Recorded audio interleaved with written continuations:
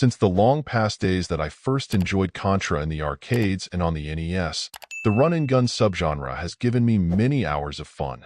That said, even with recent games like Iron Meat and others that have absolutely demonstrated how to amp up the action, variety, and intensity further, you normally don't see much in the way of changing the way games in this space are played.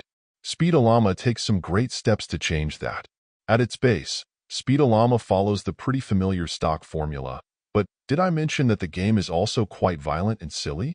You'll be running around, guns blazing, shooting up every alpaca in sight, reducing them to bloody flesh. But what sets the game apart a bit is the timer. You see, there are blue crystals strewn about the procedurally generated levels, and you'll need to collect the majority of them in order to open the door to the exit.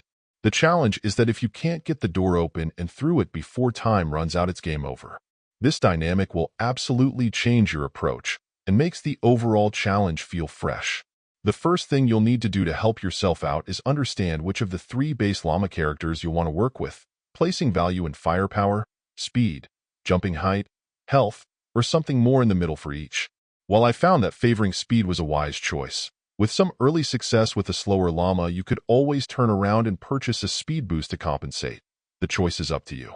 Thankfully, you will get mostly used to the layout of the elements the procedural levels will utilize, as that can save you some time.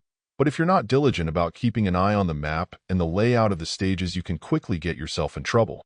Now throw in progressively tougher enemies and some tricky but silly boss fights, and you have a formula that feels fresh, and with its budget price, will hopefully find success.